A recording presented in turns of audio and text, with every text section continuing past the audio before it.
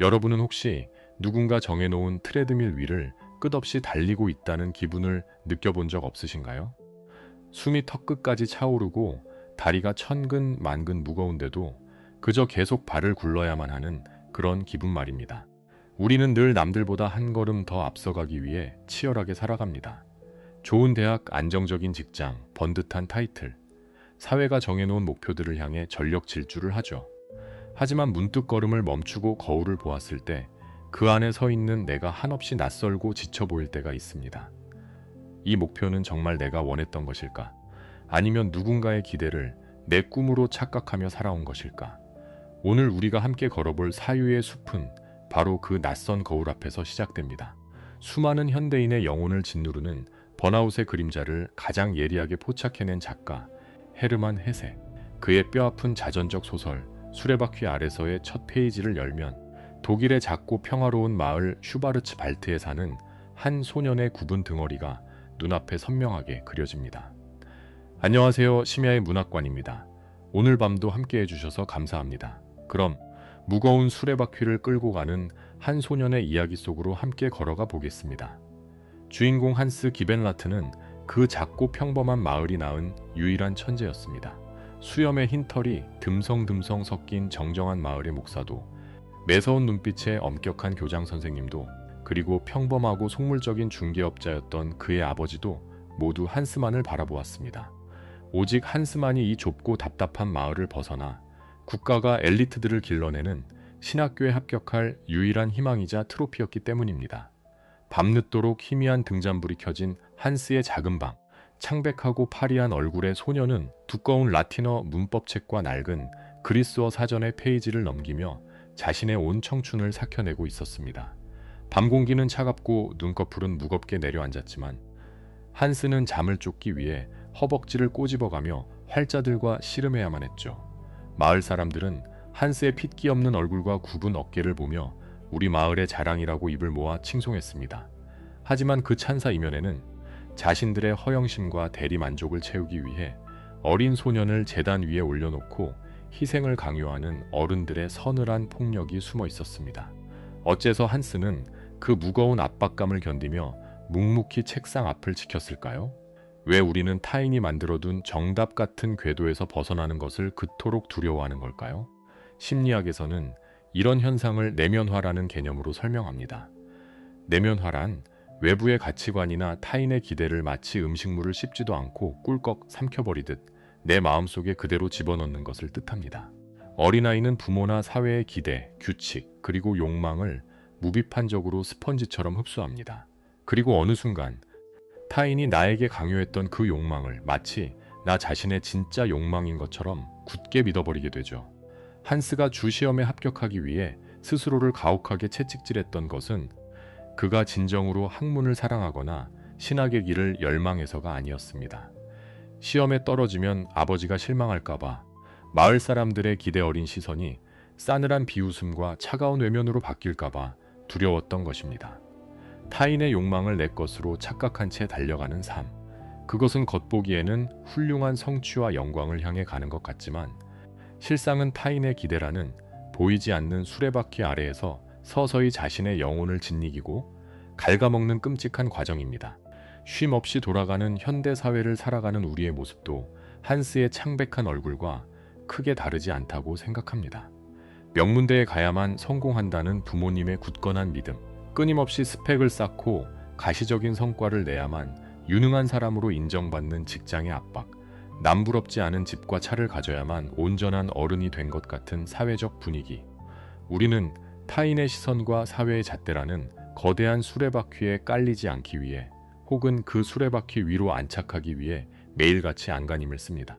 자신이 진정 무엇을 좋아하고 어떤 순간에 영혼의 떨림을 느끼는지 내 안의 진짜 목소리에 귀 기울일 시간조차 사치로 여기면서 말이죠.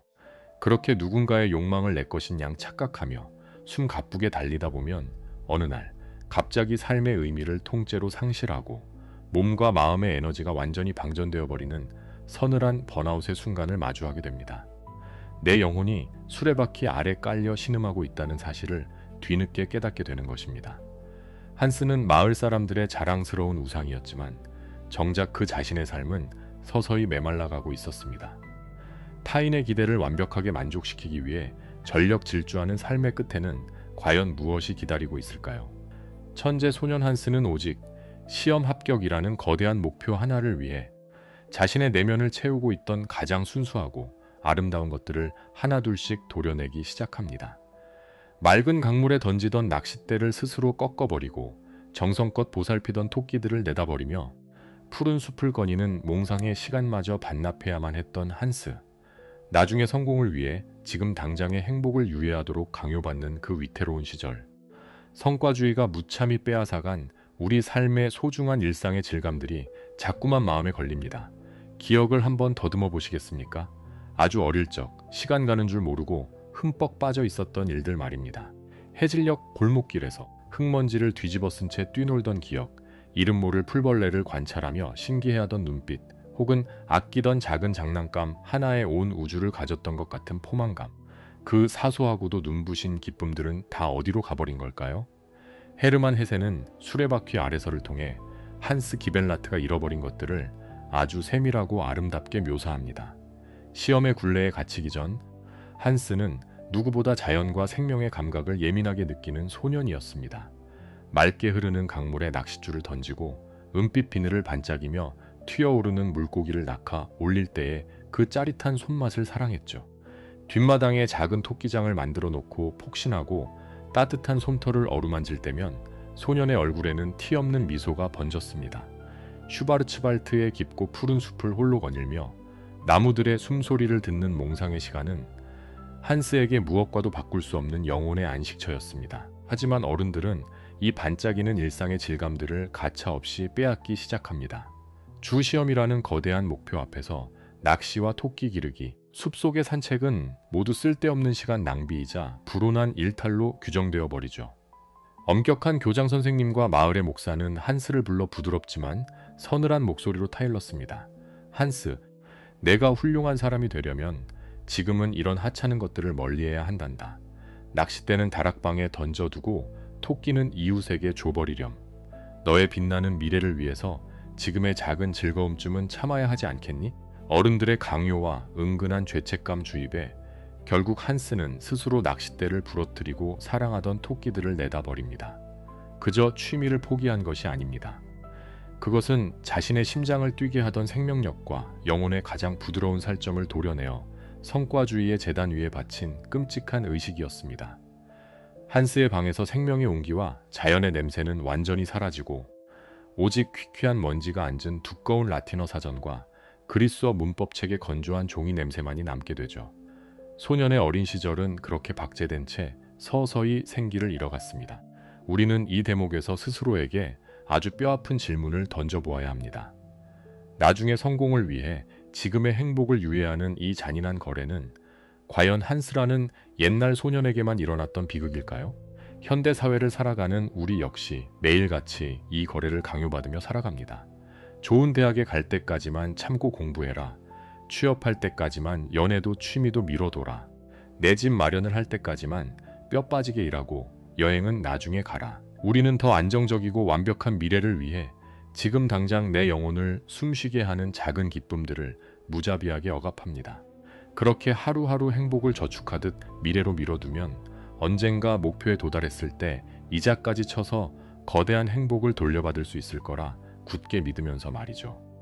하지만 심리학자들은 이를 지연된 행복의 환상이라고 부릅니다. 감각과 기쁨을 느끼는 우리의 영혼은 쓰지 않으면 서서히 퇴화해버리는 근육과도 같습니다. 지금 당장 떨어지는 빗방울의 아름다움을 느낄 줄 모르고 사랑하는 사람과 마주 앉아 마시는 차 한 잔의 온기를 누릴 줄 모르는 사람이 훗날 거창한 목표를 이룬다고 해서 갑자기 행복을 느끼게 될까요? 수십 년간 쾌락과 휴식을 억압하며 쉼 없이 돌아가는 기계처럼 살아온 사람에게 남는 것은 목표를 달성한 후의 짙은 허무함과 이미 딱딱하게 굳어버려 아무것도 느낄 수 없는 박제된 영혼뿐입니다. 한스는 어른들이 약속한 그 빛나는 미래를 위해 자신의 현재를 남김없이 불태웠습니다. 졸린 눈을 비벼가며 두통과 신경쇠약에 시달리면서도 오직 신학교 합격이라는 외주를 타기 위해 비틀거리며 걸어갔죠. 그리고 마침내 그토록 바라던 주 시험에 당당히 2등으로 합격하게 됩니다.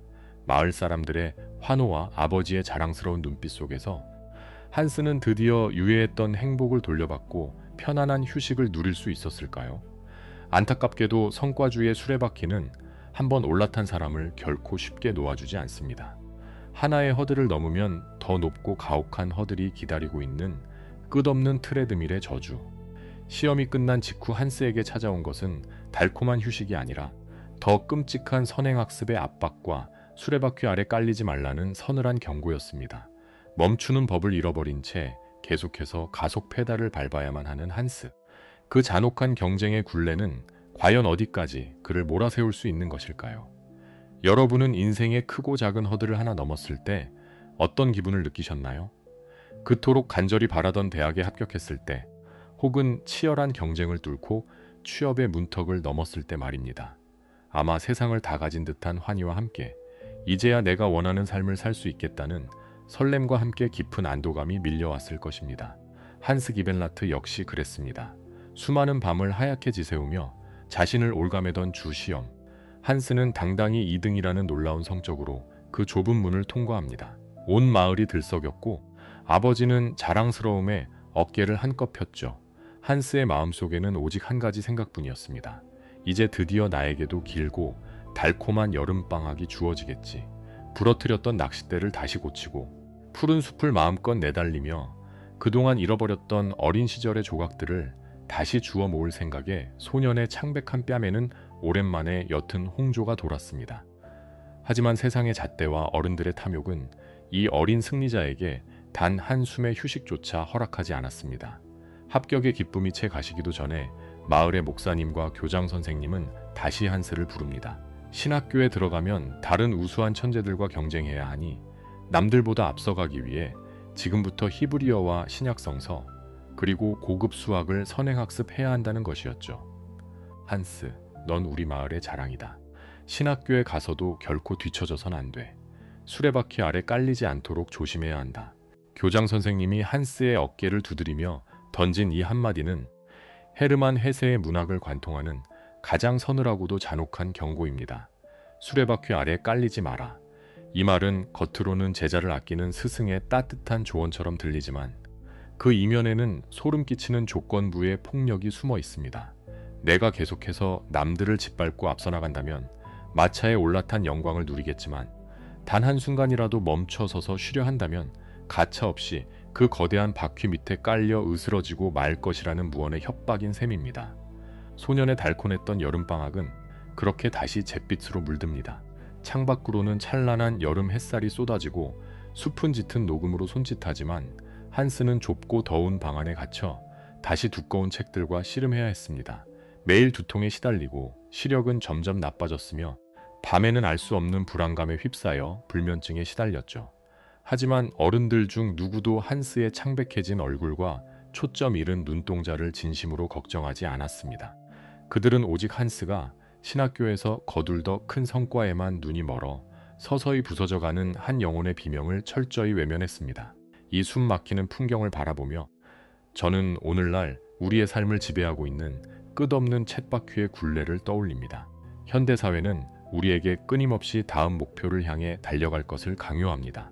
좋은 대학에 가면 끝일 줄 알았는데 더 좋은 직장을 위한 스펙 경쟁이 시작되고 취업을 하면 동기들보다 빨리 승진하기 위한 눈치 싸움이 벌어집니다.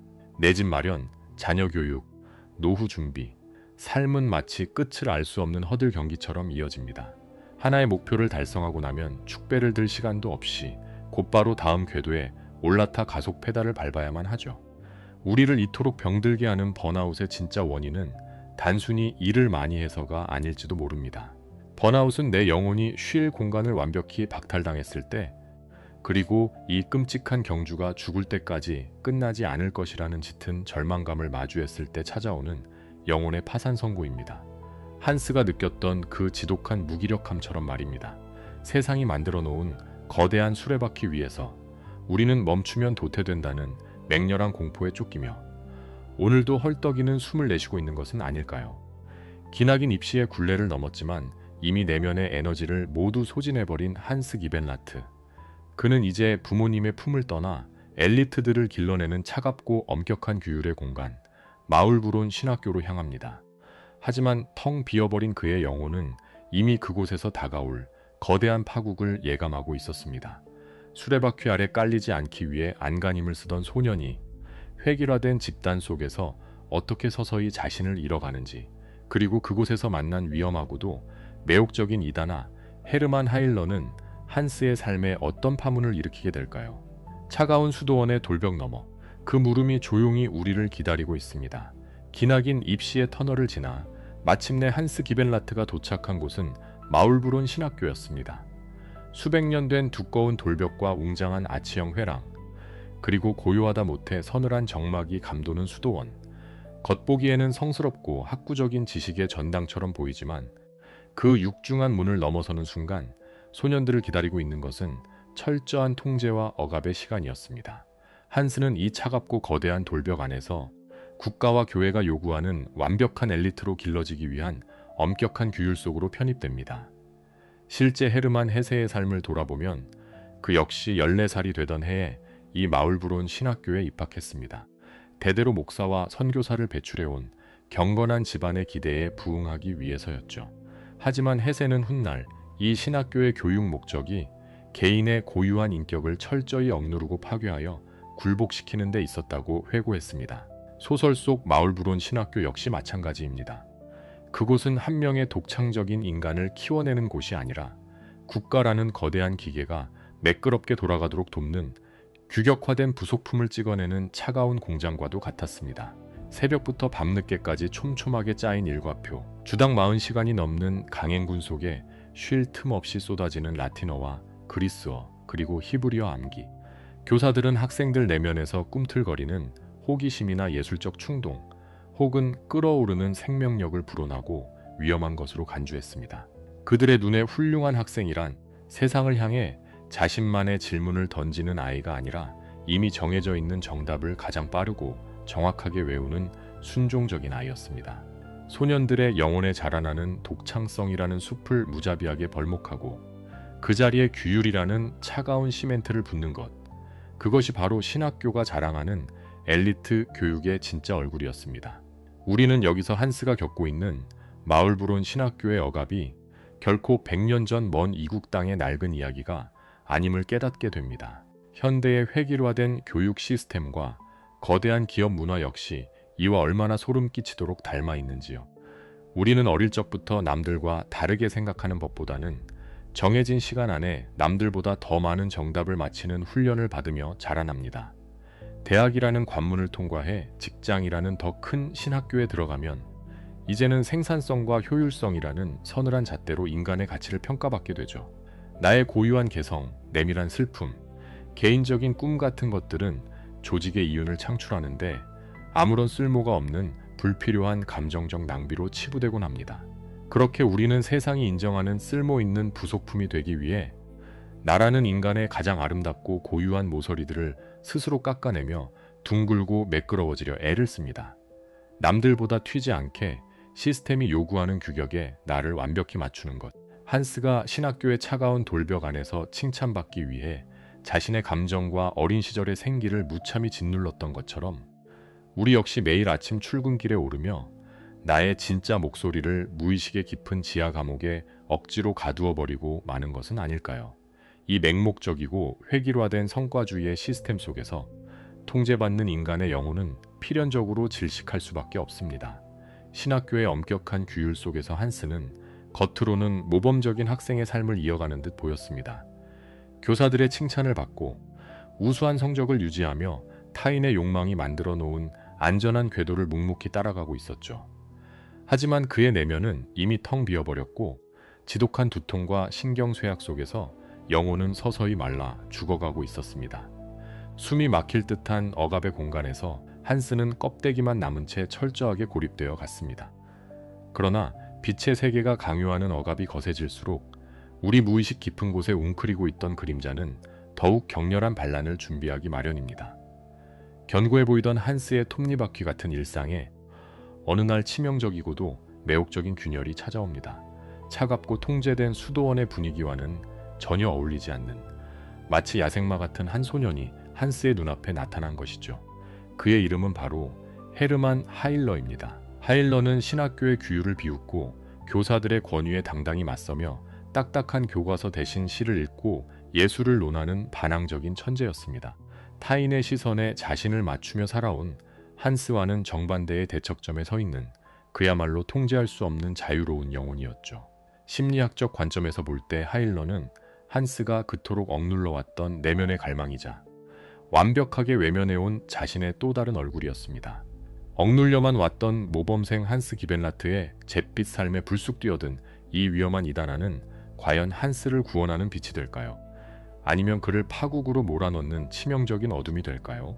숨 막히는 엘리트 양성소의 벽을 뚫고 들어온 내면의 그림자, 헤르만 하일러와의 강렬한 조우, 그 걷잡을 수 없는 감정의 소용돌이 속에서 한스의 이야기는 이제 전혀 다른 결을 향해 흘러가기 시작합니다.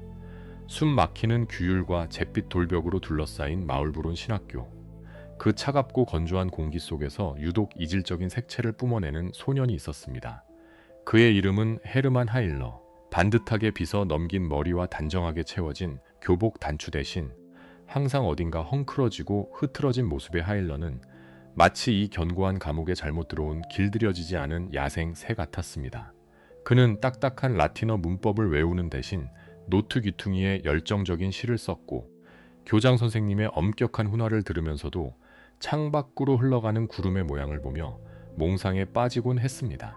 마을의 자랑이자 완벽한 모범생이었던 한스 기벤라트에게 하일러는 그야말로 이해할 수 없는 존재였습니다. 평생을 어른들의 말씀에 순종하며 오직 시험 1등과 신학교 합격이라는 목표를 향해 자신의 모든 본능을 억눌러온 한스에게 하일러의 자유분방함은 위험하고도 불온한 것이었죠. 하지만 참 이상한 일입니다.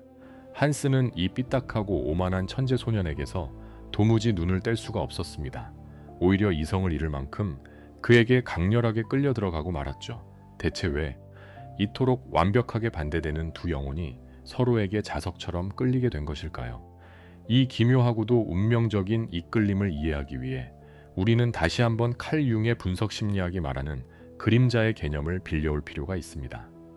흔히 그림자라고 하면 분노나 질투 같은 부정적이고 추악한 본성만을 떠올리기 쉽습니다.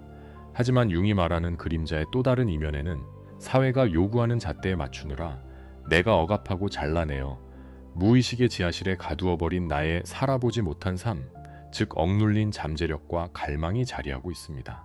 한스가 완벽한 엘리트가 되기 위해 억눌러온 것은 무엇이었을까요? 그것은 맑은 강물에 낚싯대를 들이우던 여유, 숲을 쏘다니며 자연과 교감하던 몽상의 시간, 그리고 무엇보다 타인의 기대가 아닌 내 심장의 박동에 귀 기울이던 자유였습니다. 어른들의 거대한 수레바퀴 아래 깔리지 않기 위해 한스가 철저히 외면하고 죽여버려야만 했던 그 생명력과 자유에 대한 갈망이 바로 하일러라는 인물을 통해 외부로 생생하게 투사된 것입니다. 한스에게 하일러는 단순한 동급생이 아니었습니다. 그는 한스가 그토록 살고 싶었으나 차마 용기 내지 못했던 자신의 억압된 분신이자 잃어버린 영혼의 반쪽이었던 셈입니다. 현대사회의 촘촘한 규칙과 성과주의 속을 살아가는 우리 역시 일상 속에서 이런 강렬한 투사를 경험하곤 합니다. 유독 얽매이는 것을 싫어하고 자신의 감정과 욕망에 솔직한 사람을 보았을 때 여러분은 어떤 기분을 느끼시나요? 겉으로는 참 이기적이고 철이 없다며 혀를 끌끌 차거나 그들의 무책임함을 노골적으로 비난할지도 모릅니다. 하지만 그 날선 비판과 불편함의 이면에는 남들의 눈치를 보며 내 욕망을 꾹꾹 눌러 담고 살아온 나의 짙은 피로함이 숨어 있습니다. 저 사람처럼 한 번쯤은 내 마음대로 세상의 궤도에서 벗어나 자유롭게 살아보고 싶다는 깊은 갈망 말입니다. 내가 스스로에게 허락하지 못한 자유를 마음껏 누리는 타인을 향한 강렬한 질투와 무의식적인 동경.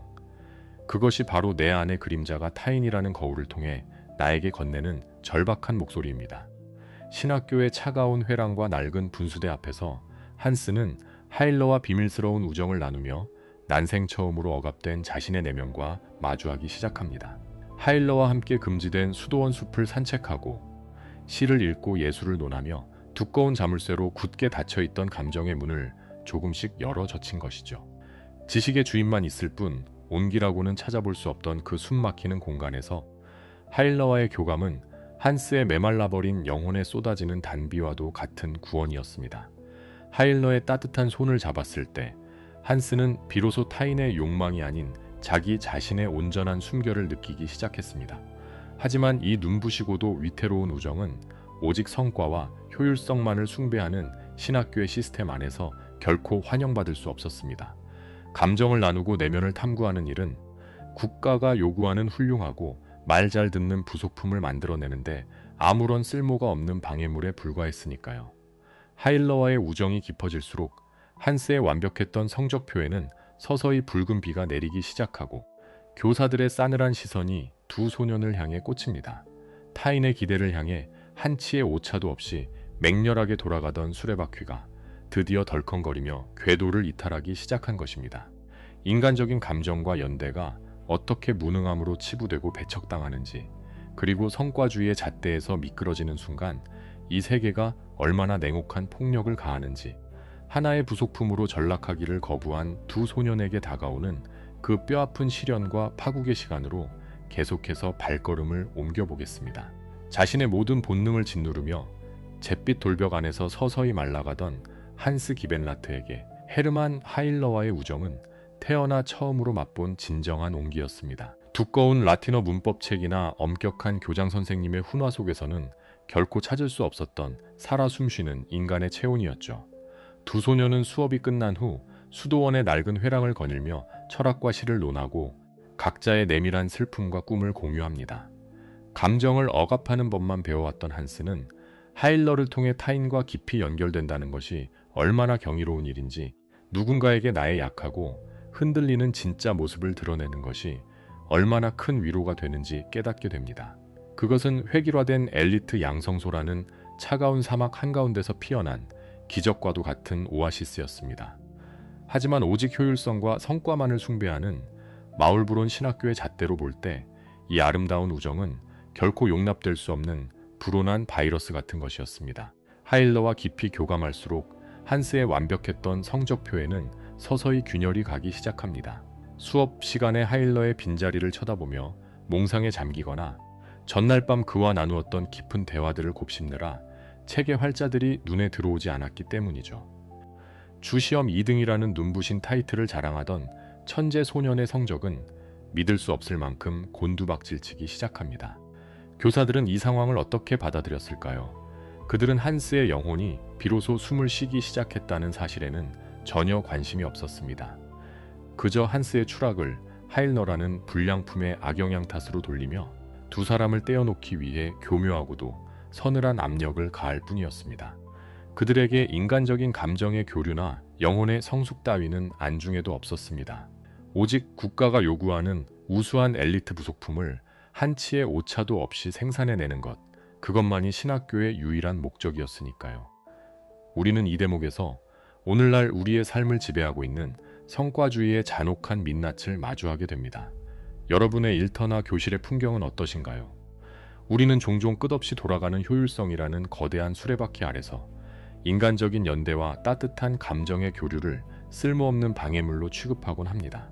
승진을 위해, 더 높은 고과를 받기 위해 동료를 밟고 올라서야 할 경쟁자로만 바라보며 마음의 문을 굳게 닫아버리는 직장인들, 친구에게 노트 필기를 빌려주지 않으며 오직 나만의 석차를 올리는데 혈안이 된 교실의 아이들, 우리는 남들보다 앞서간다는 눈부신 성취를 위해 달려가면서 정작 나를 진정으로 살아있게 만드는 타인과의 따뜻한 연결고리들을 스스로 끊어내고 있는 것은 아닐까요? 사회는 우리에게 기계처럼 정확하고 감정에 휘둘리지 않는 완벽한 인재가 되라고 강요하지만 그 차가운 완벽함 속에서 우리의 영혼은 서서히 온기를 잃고 얼어붙어 갑니다. 한스에게 다가온 하일러와의 우정은 메말라가던 그의 영혼을 살려낸 유일한 구원의 동아줄이었지만 동시에 그가 위태롭게 올라타 있던 성과주의의 궤도를 산산조각 내는 치명적인 일탈이기도 했던 것입니다. 그리고 이 팽팽했던 긴장감은 마침내 가장 극단적인 형태로 폭발하고 맙니다. 숨 막히는 신학교의 억압을 도저히 견디지 못한 자유로운 영혼 하일러가 어느 날 밤 수도원의 담장을 넘어 탈주하는 초유의 사건이 벌어진 것이죠. 수레바퀴의 궤도를 완전히 이탈해버린 하일러, 그리고 유일한 안식처였던 친구가 떠나버린 후 철저한 고립 속에 남겨진 한스. 이제 한스는 그 거대한 수레바퀴의 무게를 홀로 감당해야만 합니다. 성적이라는 쓸모를 잃어버린 소년을 대하는 세상의 태도는 과연 어떻게 돌변할까요? 오직 성과로만 인간의 가치를 증명해야 하는 냉혹한 능력주의의 민낯. 한스의 그 뼈아픈 붕괴의 과정이 이제 조용히 시작됩니다. 헤르만 하일러는 결국 마울브론 신학교의 높은 담장을 넘어 도주하고 맙니다. 햇의 자신의 고통스러웠던 청소년기가 투영된 이 작품에서 하일러는 억압적인 체제에 순응하지 못하는 반항적이고 자유로운 영혼을 상징하죠. 그렇다면 유일한 온기였던 친구가 떠나고 그 차가운 돌벽 안에 홀로 남겨진 주인공 한스의 삶은 어떻게 되었을까요? 하일러의 도주는 한스에게 치명적인 타격이었습니다. 내향적이고 온순했던 한스에게는 하일러처럼 훌훌 털고 도망칠 수 있는 반항심도 용기도 없었으니까요. 친구가 남기고 간 텅 빈 자리를 바라보며 한스의 영혼은 걷잡을 수 없이 무너져 내립니다. 밤마다 알 수 없는 두려움에 떨고 지독한 두통과 신경쇠약에 시달리며 환영을 보기 시작하죠. 수업 시간에는 멍하니 허공을 응시하고 그토록 완벽하게 외워두었던 라틴어 단어들은 머릿속에서 하얗게 지워져 버립니다. 촉망받던 천재 소년의 뇌와 영혼이 마침내 과부하를 견디지 못하고 전원을 꺼버린 것입니다. 이것이 바로 오늘날 우리가 그토록 두려워하는 완전한 번아웃 상태입니다.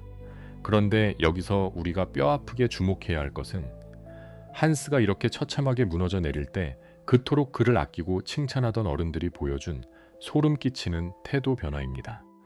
한스가 주 시험에서 우수한 성적으로 합격했을 때 교장 선생님과 교사들은 그를 학교의 보배라 부르며 어깨를 두드려 주었습니다. 하지만 한스의 성적이 곤두박질치고 병적인 증세를 보이기 시작하자 그들의 눈빛은 차갑게 식어버립니다. 그 누구도 한스가 왜 그렇게 아픈지, 무엇이 이 어린 소년의 영혼을 병들게 했는지 진심으로 묻지 않습니다. 기숙학교의 엄격한 생활 속에서 한스는 철저히 외면당하고 고립됩니다. 성과를 내지 못하는 학생은 엘리트 공장에서 더 이상 아무런 쓸모가 없는 불량품일 뿐이었으니까요. 결국 학교 측은 한스에게 신경쇠약이라는 진단을 내리고 그를 고향으로 돌려보냅니다.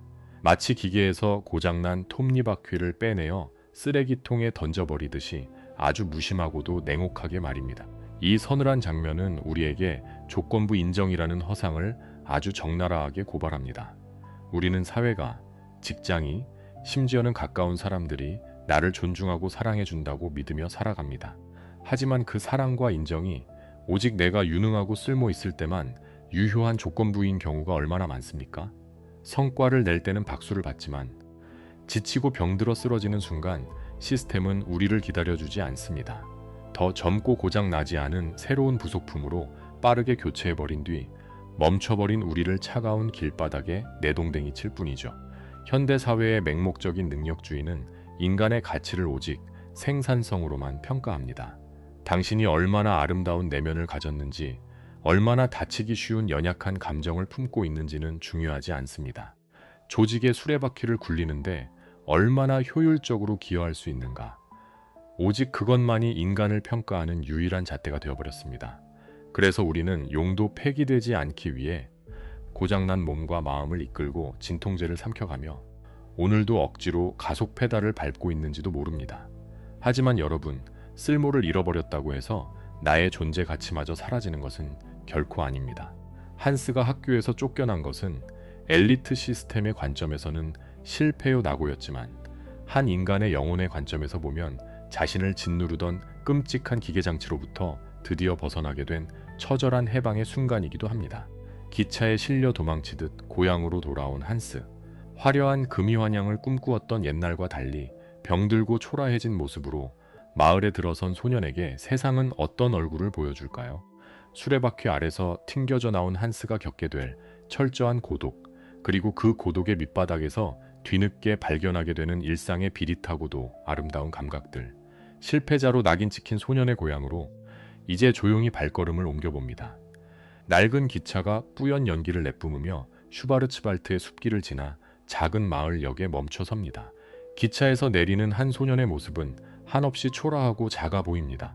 불과 1년 전 온 마을 사람들의 자랑찬 환송을 받으며 화려하게 고향을 떠났던 천재 소년 한스 기벤라트. 하지만 지금 그의 어깨는 무겁게 늘어져 있고 두 뺨은 병적인 창백함으로 물들어 있습니다. 한스의 곁에는 무거운 침묵만이 감돕니다.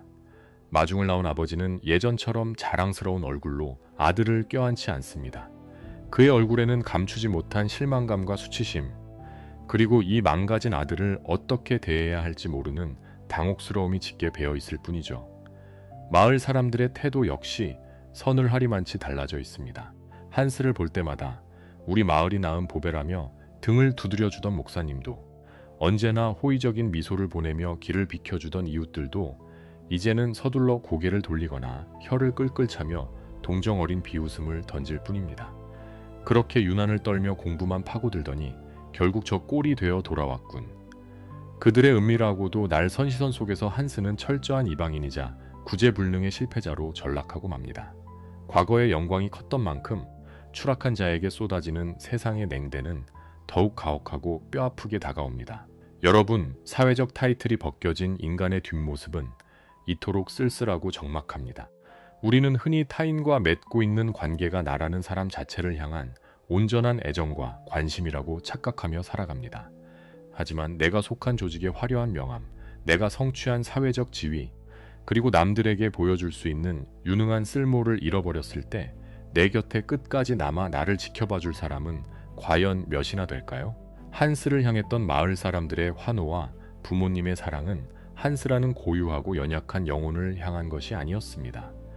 그가 쟁취한 신학교 합격이라는 타이틀, 그리고 그것이 가져다줄 미래의 명예를 향한 탐욕스러운 투사에 불과했죠. 그 화려한 훈장이 떨어져 나가자 사람들은 더 이상 한스에게서 아무런 가치도 발견하지 못한 채 싸늘하게 등을 돌려버린 것입니다. 고향집의 낡고 좁은 방에 홀로 틀어박힌 한스는 생전 처음 겪어보는 지독한 고독과 마주합니다. 예전 같으면 두꺼운 라틴어 사전과 그리스어 문법책과 씨름하며 뜬 눈으로 밤을 지새웠을 그 방. 한때는 스스로 부러뜨린 낚싯대의 잔해가 뒹굴고 버려진 토끼장에 텅 빈 흔적이 남아있던 그 공간에 서서 이제 한스는 아무것도 하지 않은 채 그저 천장만을 하염없이 바라봅니다. 숨 막히는 고립감과 자신이 아무짝에도 쓸모없는 짐덩이가 되어버렸다는 짙은 자책감이 소년의 앙상한 가슴을 무자비하게 짓누릅니다.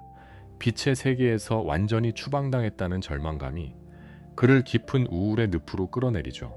하지만 여러분, 우리는 이 처절한 고독의 시간을 조금 다른 시선으로 들여다볼 필요가 있습니다. 이 시간은 분명 절망의 끝이지만 동시에 아주 기이하고도 경이로운 해방의 시작이기도 하기 때문입니다. 타인의 시선이라는 폭력적인 감옥에서 완전히 버림받았다는 것은 뒤집어 생각하면 비로소 타인의 욕망으로부터 완벽하게 자유로워졌다는 뜻이기도 합니다. 더 이상 누군가의 기대를 충족시키기 위해 졸음을 쫓아가며 밤을 새울 필요도, 교장 선생님의 서늘한 칭찬을 받기 위해 내 안의 자연스러운 충동들을 억누를 필요도 없어졌습니다. 성과주의라는 거대한 수레바퀴에서 튕겨져 나와 사회적인 죽음을 선고받은 그 고독의 밑바닥에서 역설적으로 한스는 태어나 처음으로 누구의 간섭도 받지 않는 오롯한 자기 자신의 맨얼굴과 마주하게 된 것입니다. 현대사회를 살아가는 우리는 모두 무리에서 떨어져 나가는 것을 본능적으로 두려워합니다. 사람들에게 잊혀질까봐, 가치 없고 쓸모없는 사람으로 낙인 찍힐까봐 두려워 끊임없이 나를 포장하고 나의 능력을 증명하려 애를 씁니다. 한시도 스마트폰을 손에서 놓지 못하고 타인과의 연결 고리를 확인하려 드는 우리의 불안은 근본적으로 고독에 대한 깊은 공포에서 기인합니다. 하지만 때로는 그 숨가쁜 증명의 굴레에서 벗어나 철저하게 세상으로부터 잊혀지고 버려지는 듯한 짙은 고독의 시간이 우리 영혼에는 반드시 필요할지도 모릅니다. 내가 겹겹이 걸치고 있던 모든 사회적 껍데기들을 벗어던지고 텅 빈 침묵 속에 홀로 남겨졌을 때 세상의 시끄러운 소음에 묻혀있던 내면의 진짜 목소리가 비로소 들려오기 시작하니까요. 모든 쓸모를 잃어버리고 멈춰버린 시간 속에서 한스에 닫혀있던 감각들은 기적처럼 서서히 다시 깨어나기 시작합니다. 두꺼운 책의 건조한 활자 속에만 갇혀있던 시선이 창밖으로 향하자 그동안 까맣게 잊고 지냈던 슈바르츠발트 숲의 푸른 숨소리가 들려오고 뺨을 스치는 서늘한 강바람의 촉감이 생생하게 느껴집니다. 골목길에서 피어오르는 저녁 짓는 연기 냄새, 숲속에 숨어있는 이름 모를 새들의 지저깅, 머리로만 세상을 이해하고 통제하려 했던 창백한 천재 소년이 마침내 육체와 감각이라는 살아있는 생명력의 세계로 다시 눈을 돌리게 된 것입니다. 기계처럼 정해진 궤도를 돌던 삶이 멈추어 선 그 자리에서 한스는 잃어버렸던 자신의 진짜 조각들을 하나둘씩 주워 담기 시작합니다. 이제 그는 책상 앞에 병약한 우등생이 아니라 기름때 묻은 작업복을 입고 거친 쇠를 깎는 기계공 견습생으로서 완전히 새로운 삶의 궤도에 오를 준비를 합니다. 너무 늦어버린 어린 시절의 감각들이 육체의 땀방울과 풋풋한 짝사랑을 통해 눈부시게 되살아납니다. 그리고 그 감각의 세계가 상처 입은 소년에게 건네는 서늘하고도 아름다운 위로. 한스의 그 낯선 발걸음은 이제 어디로 향하게 될까요? 끝없는 고립과 깊은 우울의 터널을 지나 한스는 마침내 좁은 방을 나섭니다. 엘리트 신학생의 상징이었던 단정한 교복을 벗어던지고 뻣뻣하고 푸른 기계공의 낡은 작업복을 입은 채 말이죠. 그가 향한 곳은 동네의 작은 톱니바퀴 공장이었습니다. 과거의 마을 사람들은 천재 소년 한스가 기름때 묻은 작업복을 입고 공장으로 향하는 모습을 보며 혀를 끌끌 찼지만 이 공장이라는 공간은 역설적으로 한스에게 태어나 처음으로 살아 숨쉬는 육체적 감각을 돌려주는 무대가 됩니다. 공장 안은 그가 평생을 바쳐온 창백한 활자들의 세계와는 완전히 달랐습니다. 코를 찌르는 강렬한 기계 기름 냄새, 귀를 때리는 쇠망치 소리, 쇳가루가 날리는 탁한 공기. 한스는 무거운 줄칼을 쥐고 단단한 쇳덩이를 깎으며 온몸으로 노동을 경험합니다. 손바닥에는 거칠고 투박한 굳은 살이 박히고 어깨와 허리는 끊어질 듯 뻐근해집니다. 하지만 하루의 고된 노동을 마치고 동료들과 어울려 마시는 차가운 사과주의 달콤하고 시큼한 맛은 그 어떤 라틴어 고전에서도 맛보지 못한 강렬하고 생생한 생명력이었죠. 더불어 한스에게는 풋풋하고도 관능적인 첫사랑의 감정까지 찾아옵니다. 구두 수성공의 조카딸 엠마를 만나며 활자 속에 갇혀있던 소녀는 처음으로 타인의 따뜻한 체온과 달콤한 입술의 촉감을 알게 됩니다. 심장이 터질 듯 뛰는 그 아찔한 감각 속에서 한스는 비로소 지성이 아닌 감정과 육체를 가진 온전한 인간으로서의 자신을 감각하기 시작합니다. 우리는 이 대목에서 몸과 감각을 잃어버린 채 살아가는 우리 자신의 모습을 아주 아프게 돌아보게 됩니다. 현대사회는 끊임없이 우리를 머리만 커진 기형적인 존재로 만들어갑니다. 온종일 책상 앞에 앉아 컴퓨터 모니터를 들여다보고 복잡한 숫자와 정보들을 처리하느라 우리의 육체는 철저히 방치되곤 하죠. 많은 현대인들이 몸을 그저 뇌를 운반하는 도구 혹은 성과를 내기 위해 억지로 굴려야 하는 기계쯤으로 취급합니다. 아름다운 노을을 보며 경탄할 시간도, 사랑하는 이의 손을 잡았을 때의 그 미세한 온기를 온전히 느낄 여유도 없이 우리는 오직 화면 속의 성취를 향해 감각을 마비시킨 채 살아갑니다. 하지만 인간의 영혼은 결코 육체와 분리되어 허공에 둥둥 떠 있을 수 없습니다. 내 발바닥에 닿는 흙의 감촉, 노동 후에 이마에 맺힌 땀방울, 시원한 물 한 모금이 주는 쾌감. 이 원초적이고 비릿한 삶의 감각들이야말로 우리의 영혼을 대지에 단단하게 뿌리내리게 하는 생명력의 근원입니다. 한스는 기계공 견습생으로 일하며 이 잃어버렸던 삶의 감각들을 뒤늦게 스펀지처럼 흡수하고 있었습니다. 머리만으로 세상을 통제하려 했던 그 낡은 수레바퀴에서 내려와 땀 흘리고 숨쉬는 하나의 온전한 생명체로 다시 태어나는 눈부신 순간이었죠. 그러나 운명은 너무나도 잔인했습니다. 너무 일찍 억압받고 너무 심하게 망가져버린 소년의 영혼이 이 새로운 삶의 감각들을 온전히 담아내기에는 그가 겪어온 상처의 골이 너무나 깊었습니다. 엠마는 가벼운 입맞춤과 함께 불장난 같은 추억만 남긴 채 훌쩍 마을을 떠나버렸고 한스는 다시 한번 버려졌다는 짙은 허무함에 휩싸이게 됩니다. 기적처럼 깨어난 육체의 감각과 여전히 바닥을 알 수 없는 깊은 우울의 늪 사이에서 비틀거리는 어린 영혼, 한스가 뒤늦게 발견한 이 거친 삶에 생기는 안타깝게도 그를 온전히 지탱해줄 단단한 닷이 되어주지 못했습니다. 기계공 견습생으로서 땀방울의 의미를 배우고 풋풋한 사랑의 열병도 앓으며 이제 막 육체적 삶의 비릿하고도 생생한 감각을 맛보기 시작했던 한스 기벤라트. 하지만 그의 위태로운 평화는 너무도 허무하고 비극적인 결말을 맞이하게 됩니다. 동료들과 어울려 태어나 처음으로 술에 취했던 어느 일요일 밤, 한스는 집으로 돌아오는 길에 차가운 강물에 빠져 서늘한 주검으로 발견되고 맙니다. 그의 죽음은 캄캄한 밤길에 발을 헛디딘 불의의 사고였을까요? 아니면 깊은 우울과 허물을 견디지 못하고 스스로 삶을 놓아버린 것이었을까요? 헤르만 헤세는 끝내 명확한 답을 주지 않습니다. 하지만 우리는 조용히 직감할 수 있습니다. 어린 소년을 차가운 죽음으로 내몬 진짜 원인은 그날 밤의 강물이 아니라 오랜 시간 동안 소년의 연약한 영혼을 숨 막히게 짓누르고 있던 거대한 수레바퀴였다는 사실을 말입니다. 며칠 뒤 열린 한스의 장례식 풍경은 이 소설이 세상에 던지는 가장 날카롭고 서늘한 고발장과도 같습니다. 한스를 그토록 다그치고 압박했던 마을의 목사님과 교사들은 검은 상복을 입고 장례식에 참석해 애도의 뜻을 표합니다. 한스의 아버지는 아들의 재능이 꺾인 것을 한탄하며 깊은 눈물을 흘리죠. 하지만 그들 중 누구도 창백해져 가던 소년의 영혼에 자신들의 탐욕이 얼마나 끔찍한 폭력을 가했는지 전혀 깨닫지 못합니다. 오직 단 한 사람, 한스를 진심으로 안타까워했던 구두 수성공 플라이크만이 한스의 아버지 곁을 지나가는 교사들의 뒷모습을 싸늘하게 바라보며 이렇게 읊조립니다. 저기 신사분들이 걸어가고 있군요. 선생들과 우리도 저 아이를 돕지 못했네. 결국 저들이 한스를 저 지경으로 몰아넣은 거라네. 이 묵직한 탄식은 100여 년의 시간을 뛰어넘어 오늘날 쉼없이 돌아가는 성과주의의 수레바퀴 아래를 살아가는 우리 모두의 심장을 뼈아프게 찌릅니다.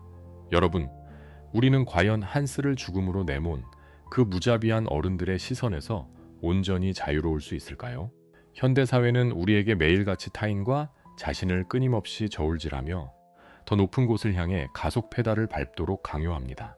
뒤처지는 것은 곧 죄악이며 휴식은 나태함이라고 채찍질하면서 말이죠. 쓸모를 증명하지 못하면 언제든 용도 폐기될 수 있다는 그 맹렬한 공포 속에서 우리는 기계의 부속품처럼 자신을 마모시켜 갑니다.